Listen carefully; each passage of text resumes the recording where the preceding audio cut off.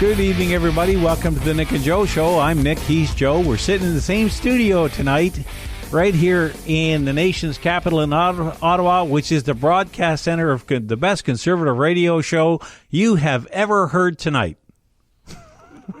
I had to have some fun with that. Come on. And maybe even tomorrow night. Or maybe the night after.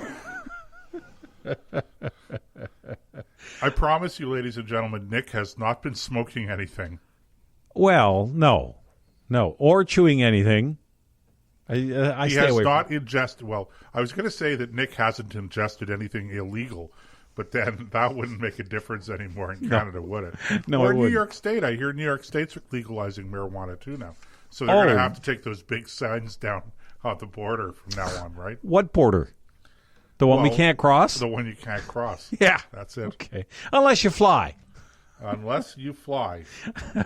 In which case, send us you're sick, you're diseased. Yeah. And you're unhealthy. Because obviously they need a place to go. That's right. We're setting up temporary beds in the parking lot. Yep. At Sunnybrook Hospital in Toronto. Can you imagine Joseph, what we need? I'll bring some alder poles from the farm. We'll go buy a couple of those great big 20 by 50 tarps, and we'll make a COVID-free zone right there in the parking lot. We'll wrap it in plastic on the outside so COVID can't get in, and people can go in there and relax. Wouldn't it be fun? We'll serve them up hamburgers and whatever. I don't know, Nick, but somehow or other there's some systemic racism in that. How? Well, I guess if walking in a ravine is racist, I guess this could be racist too. Today is April the 24th. First. April the 21st. Slip Yes. of the tongue there, ladies and gentlemen. Welcome to the Nick and Joe Show. I'm Joe. He's Nick. And let's do the housekeeping stuff. If you want to join in the chat, join the conversation live, please do. We love it when we have people in the conversation live. You have to click on the chat bubble, and you may have to register. And if you've already registered, you may have to log in. That's to ensure that you are a real flesh and blood human being, not a liberal lurker or a malignant algorithm. Aren't they the same thing? Yeah. I don't think malignant is the word I was using before. Anyway, it doesn't really matter. The date is important, though. Yes, it is. It's really important because tomorrow... And if you're listening to this live, it's tomorrow. If you're listening to the podcast, it's today. That's right. Depending on what part of the podcast as long as you're listening to the podcast on the 22nd of April. That's right. Earth Day. So, we were trying really hard to be serious. And it didn't work. Can't. It just doesn't work. And it's not our normal unseriousness, okay? Okay. You can't make this stuff up. Yeah, let's just jump. We're going to come. I know you guys tuned in to listen to Nick and me, okay? So I get that, but we were able to find something on YouTube that we just have to play for you guys. It's not that long; it's a couple of minutes long, maybe 3 minutes. And the title of it is, if you want to get it for yourself, download it, send it around to your friends, have a little bit of fun. It's called Earth Day Idiots Exposed. So this is just a compilation of the ideas of people on how what you could do, not me, not you, Nick, but you, our dear listeners, can do. That's right. To save the Earth from the rest of us. Okay. My name is Star in Santa Cruz, California. That's my card. I like anarchism because it comes from the individual. Stop testing on animals and decrease the animal agriculture, because therefore we'd save carbon emissions. The one thing that we really can do, because Earth is going to die eventually, is start terraforming other planets. It's just not immediately a possibility, but we need to work towards that goal.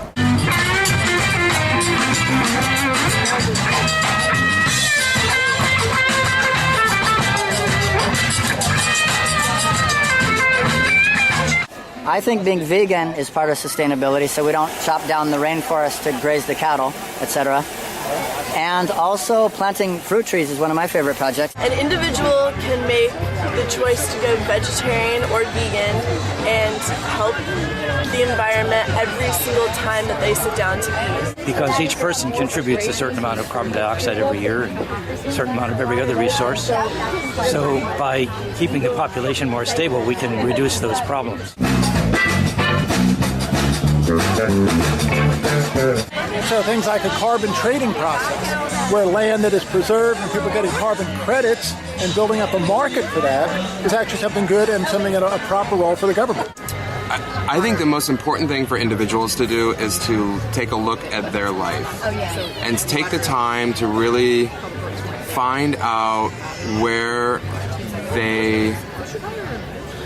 their carbon footprint lies. Find a way to do anything but drive your car. So live near work, walk to work, get a bicycle, ride your bike, take the bus, find another way. I have a very low impact. I don't own a vehicle. I use rideshare, and I'm hitchhiking around the country trying to get people to share their vehicles and share their gas. If there's fruit trees everywhere, then that helps liberate people from the money slavery system so they can do less working for money and more unpaid charitable volunteerism that really inspires their heart. Traveling and buying new things, that's actually part of the problem. That is the problem. We're addicted to it, and we're capitalist creatures, and we have to realize that and kind of wean ourselves from that.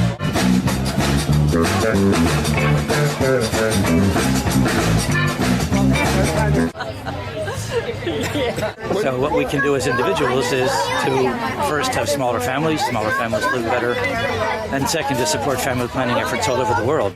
I would love to see the government really get behind a federal support around having everybody recycle. You know, I've even lived in Santa Barbara, California, and climbed barefoot into a certain kind of fruit trees, figs or persimmons, and eat the fruit straight from the tree when it's fully ripe, because then it has vital life force energy. Oh, yeah.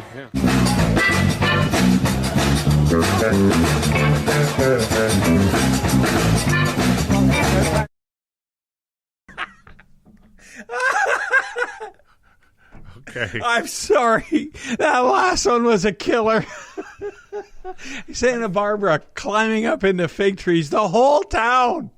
Okay. Because these ideas obviously are for all of us, right? Well, totally. Of course, there aren't many fig trees here in Ottawa. Yeah. And coldest country on the planet. Oh, my God. Next thing you know, he's going to tell us to be like chipmunks and climb and look for pine cones. Yeah, ladies and gentlemen, just a disclaimer. I just want to make sure that you all understand that nobody was truly hurt in the climbing of those fig trees. Although I think Nick might have pulled some muscle. Oh my God, that was funny. My favorite of them all was, we got to terraform other planets because eventually Earth is going to die. Wait a minute, we can't even terraform our own, and you want to go and do it someplace else? Well, I thought terraforming was actually part of the problem. Isn't that kind of ruining the Earth?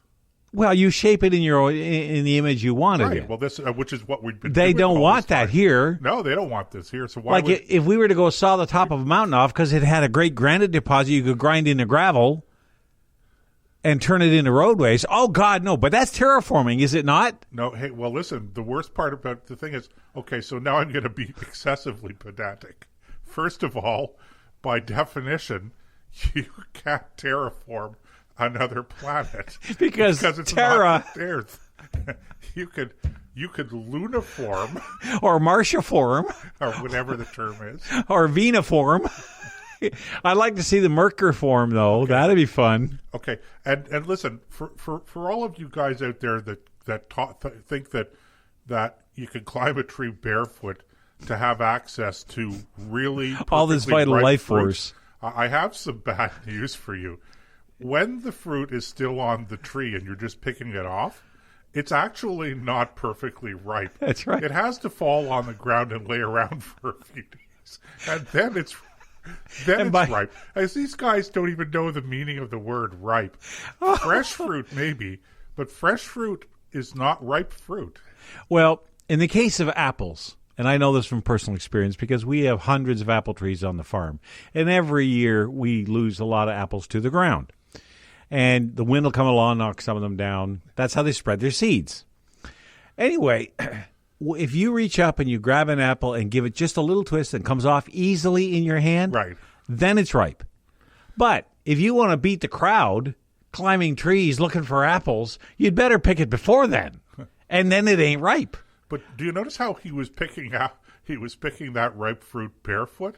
Like, what difference did that make? I think it was to get a better grip on the tree or something. I don't know. Look, I wouldn't know a fig tree if it fell over on me. I don't know. All I know is that if you're tapping your maple tree here in Canada, you're not doing it barefoot. Yes.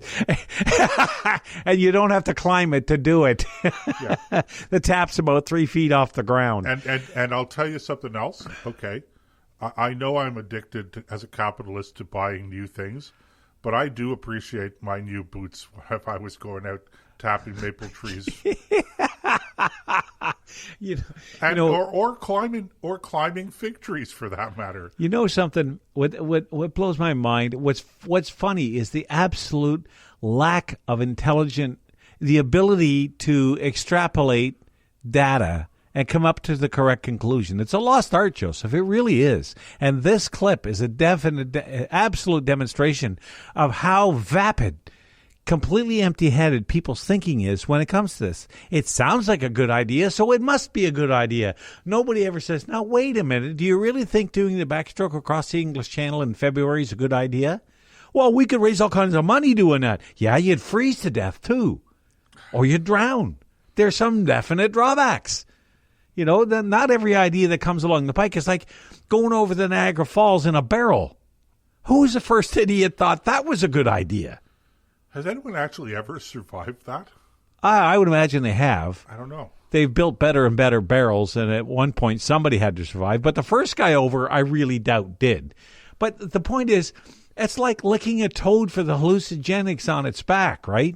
What idiot thought that was a good idea? You pick up a toad and say, tasty. No. You just like, ugh. But people are just absolutely lunatics. And considering where that clip came from, Santa Barbara, California in general, but the further south you go, the wackier it gets. I mean, these people have no connection to planet Earth. They think they're so connected to the trees. Like, we have to stop all animal harvesting. You know, or all animal farming. Really?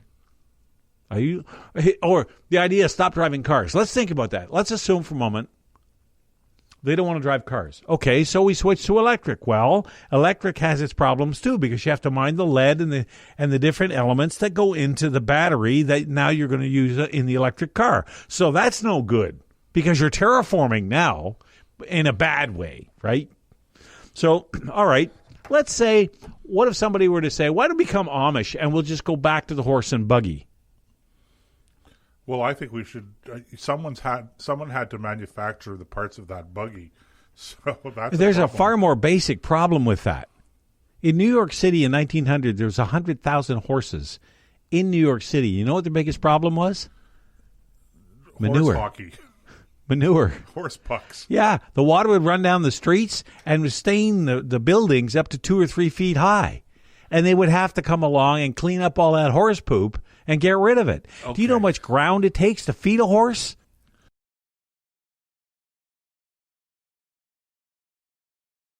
All right, let's we use cars for a reason. Let's go on to something more important, okay? Earth Day yoga.